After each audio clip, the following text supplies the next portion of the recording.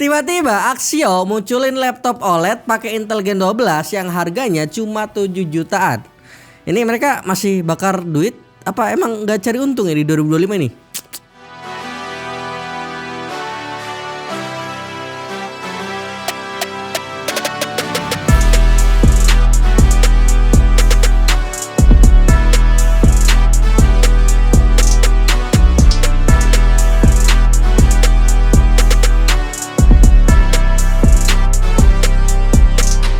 Ini dia Axio Hype R3 OLED.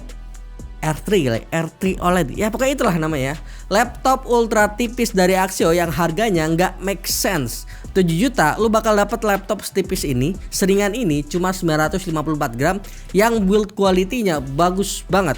Kokoh, solid, looks-nya premium karena tipisnya ini tipis setipis iman bapakmu. Kayak kok bisa gitu loh, brand lokal yang gue yakin itu biaya R&D-nya kan gak sedikit gitu ya, tapi ngasih harga laptop ini cuma 7 jutaan doang. Ada ADP juga gitu loh. Aduh, ini mind blowing banget. Dan gue mau share dikit nih, pas acara launchingnya, saking ringannya laptop ini, mereka bawa laptop ini keliling venue di atas tamu-tamu undangan itu tuh pakai drone gini. Itu pertama kali gue lihat launchingnya seunik ini. Oh ya, gue mau bahas juga dikit soal packaging boxnya nih. Serasa naik level ya, selain karena material yang dipakai udah unik, desain boxnya juga fresh lah. Dan dia boxnya tuh dirancang untuk dibukanya tuh begini, macam box-box smartphone zaman sekarang gitu loh, unik. Di dalamnya kalian bakal dikasih manual book pastinya, kartu garansi dan charger yang udah Type C, yang bisa juga dipakai untuk ngecas HP-HP Android zaman sekarang. Jadi nice ya. 7 juta dapat OLED Type C juga kan, jadi mantap. Build quality udah, kelengkapan udah, sekarang kita ngomongin spesifikasi ya. Laptop ini dibekali prosesor yang bukan dengan teknologi paling baru emang, tapi untuk kelasnya, market yang dituju macam pelajar, office gitu kan, kantoran, sampai mahasiswa, gua rasa udah cukup banget. Pakai Intel Core i3 1215U yang punya konfigurasi 6 core 8 thread, 2 performance core dan 4 efficiency core, dengan boost clock up to 4,4 GHz dengan RAM yang lu tahu berapa? 24 GB 4800 MHz DDR5, bukan DDR4 doang, bukan 8 GB doang, bukan 16 GB doang, tapi 24 GB. Ini bisa gua pastikan ya, satu-satunya laptop 7 jutaan yang punya RAM 24 GB bawaannya tanpa upgrade manual. Ya laptop ini. Dan dengan konfigurasi spesifikasi seperti itu, laptop ini mampu dapetin skor CNBSR 23 di sekitar 4.700 sampai 4.900 poin. Angka yang udah kenceng lah di kelas harganya. Dengan core temperatur yang sebenarnya cukup tinggi nih, cuman suhu panasnya ini lebih ke area bagian sini doang. Intinya nggak menjalar ke area keyboard yang sering kita pakai buat ngetik-ketik. Jadi ya aman sih menurut gue ya. Selain CMS R23, CMS R15, Geekbench performanya menunjukkan bahwa laptop ini bawa prosesor yang udah sangat capable, udah sangat bisa diandelin untuk kebutuhan produktivitas zaman sekarang secara angka ya. Selain performa CPU, bagian storage pun jadi hal yang ternyata bagus di laptop ini. Masih Gen 3 emang, masih NVMe Gen 3 gitu kan, cuma bukan Gen 3 yang ecek-ecek speednya, yang 1000-an doang, yang 900 Mbps doang, bukan. Ini speednya, speed readnya 3100-an Mbps dan 1700-an Mbps untuk write-nya. Jadi read-nya ini kencang. Oh ya, storage-nya ini juga bisa di-upgrade ya, tapi bukan ditambah, melainkan diganti. Misal 256 GB kurang gitu kan, kalian ya bisa ganti SSD-nya ke 512 GB atau 1 tera sekalian. Lanjut kita bahas ke bagian yang paling banyak di highlight di laptop ini selain bobotnya, yaitu displaynya yang pakai OLED. Apik tenan cok, gila, keren. 7 juta bisa ngasih layar yang sebegitunya cakep, 100% sRGB DCI-P3 dengan coloring yang terasa nyaman banget di mata. FYI 2 tahun ini di Indonesia produk resmi yang pakai OLED di kelas harga segini 7-8 jutaan gitu kan, cuma ada 2, Asus VivoBook Go 15 OLED dan VivoBook Slate 13 OLED. Yang ini nih, 2 ini nih. Dan sekarang ada laptop ini dan ketiganya bawa keunggulan masing-masing yang tinggal disesuaikan dengan kebutuhan kalian. VivoBook Slate 13 OLED gitu kan, kelebihannya yaitu in-one gitu kan. VivoBook Go 15 OLED layarnya 15,6 inci, gede gitu kan. Dan laptop ini unggul dengan keringanan dan ya dengan ADP-nya. Dan di sini ngelihat gebrakan Axio yang nggak bisa ditebak gini, yang ingin gue mention adalah gue sangat seneng gitu kan, gue bangga, gue happy gitu loh. Dengan dalam pikiran gue kayak ya ini brand beneran berniat serius gitu kan untuk mencapai level yang sama atau bahkan lebih tinggi dengan produsen laptop internasional lain gitu. Meskipun di belakang mungkin masih banyak yang perlu diperbaiki, masih banyak yang perlu diimprove gitu kan, termasuk satu hal ini nih. Semoga disimak juga ya sama tim Axio Indonesia nih. Gue sangat berharap software utility kedepannya tuh nggak hanya disediain buat kelas Axio Pongo doang, tapi laptop entry level kayak gini juga ya. Kalau brand lain gitu kan kita sebut deh My Asus gitu kan, itu kan ada tuh di laptop 4 juta, bahkan di laptop 5 juta semua ada gitu kan. Atau Lenovo Vintage juga kan, itu ada di semua line up laptop Lenovo gitu kan, yang bisa dipakai untuk optimasi, cek garansi secara real time, secara online, bahkan untuk ngubah kecepatan fan gitu kan. Ini kalau misalnya ada di laptop entry levelnya Axio itu ya bakal mantap lagi nih. Semoga aja ini bisa gitu direalisasikan di laptop Axio ke depannya kayak gitu. Gue sih sangat berharap ya. Masuk ke pembahasan lain, tadi kan masukan gitu ya jatuhnya buat Axio gitu kan. Sekarang kita bahas I/O portnya yang lengkap dengan USB Type-C yang terdiri dari bukan hanya 1 2 tapi 3 titik bos. Satu USB-C 3.2 Gen 1 full function, bisa data transfer, display sampai charger. Satu USB Type-C charging only dan satu USB 2 dalam bentuk Type-C. Selain itu ada satu USB-A 3.2 Gen 1 combo audio jack di sisi kanan dan HDMI di sisi kiri masih ada meskipun laptopnya tipis banget. Jadi bagus beneran, gua sangat takjub gitu loh.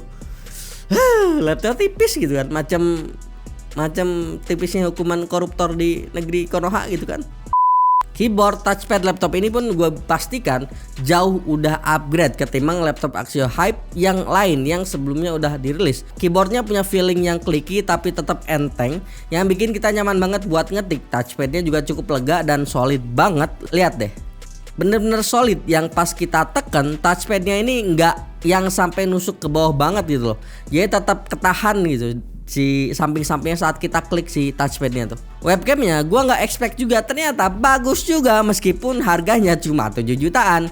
Resolusinya sampai HD doang emang 1280x720p, tapi untuk kualitas gambar gue rasa ini udah cukup proper ya untuk sebuah laptop tanpa tambahan webcam eksternal yang harganya cuma 7 juta aja. Secara pewarnaan cukup baik meskipun kalau warna gelap kadang-kadang itu agak nyaru ya, dengan gambar yang nggak noisy di pencahayaan yang seadanya, di ruangan yang seadanya gitu kan. Nah ini hasil dari rekaman webcam bawaannya si Axio Hype R. Tadi kita udah bahas performa CPU, SSD, desain dan lain-lain. Sekarang kita bahas ke pembahasan game ya. Emang ini laptop pakai prosesor i3 doang ya, tapi inget RAM-nya 24GB yang bantu banget untuk optimasi iGPU yang ada di prosesor laptop ini. Jadi game-game macam Valorant ini gua nggak sangka dapat lebih dari 100-an FPS. Game lain yang agak berat macam Warhammer Space Marine 2 itu bisa juga jalan di laptop ini meskipun ya low doang. Tapi ingat ini i3 1215U pula kan, bukan yang baru-baru banget gitu kan, bukan yang ultra gitu kan, bukan yang ultra. Ini yang i3 Gen 12 coy. Tapi performanya bisa kayak gini. Dari si 3D Mark pertama naik grade gitu kan, laptop ini dapat di angka 11 ribuan poin dengan grafik score di 14 ribuan poin.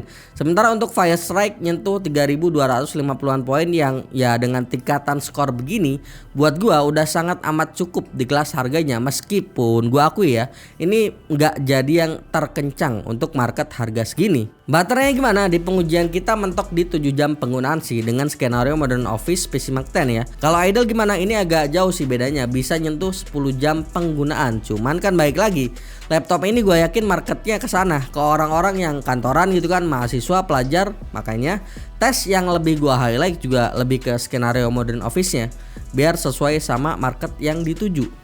Lalu dipakai render apakah bisa? Ya bisa tentu. Kita coba render test pakai Premiere Pro dengan skenario video Full HD 1080p H264 triple layer effect. Laptop ini cuma habisin waktu render sekitar 6 menit 7 detik. Kita juga coba tes pakai V-Ray terbaru, dapat di 4679 V-sample selama 1 menit. Skor yang udah bisa bikin kita apresiasi performa laptop satu ini.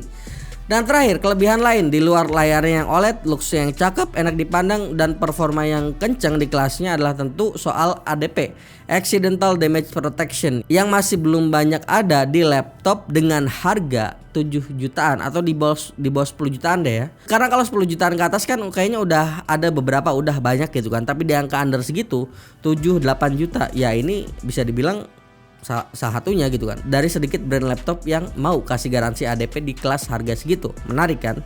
Dan satu lagi soal spare part nih, ada yang komen nih di channel kita nih kayak gini.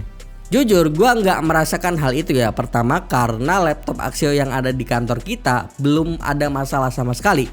Ada Pongo 760 tuh yang dipakai sama editor kita Mbak Bulan gitu kan. Sama ada Pongo 725 di gudang, itu pun belum ada masalah sekali. Jadi belum ada part yang mesti diganti.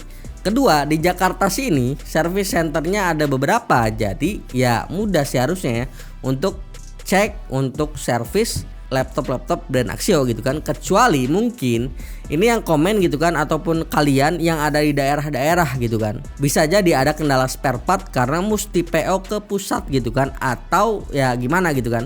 Tapi yang pasti kalau ini beneran terjadi, gua harap Axio bisa segera solve problemnya. Semoga nonton nih orang Axio nih, biar feedback kayak gini dari pengguna langsung gitu kan bisa langsung tersampaikan dan langsung coba di solve problemnya secepat mungkin gitu kan. Semoga user-usernya juga kan lebih aman, lebih ngerasa safe gitu kan. Yang intinya gue berharap ini kalau misalkan beneran terjadi semoga segera solve ya. Dan setahu gue Axio ini service centernya daerah-daerah banyak ya. Setelah gue cek juga dari 177 titik poin terakhir gue cek itu nambah jadi 184 poin service center. Oke, mungkin cukup sekian video review kali ini. Ada masukan, kritik, saran, komen aja di bawah.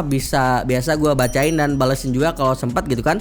Jangan lupa subscribe, nyalain lonceng biar gak ketinggalan video-video terbaru dari PEM Channel ya. Join Discord server dan follow sosial media kami di kolom deskripsi. See you next video.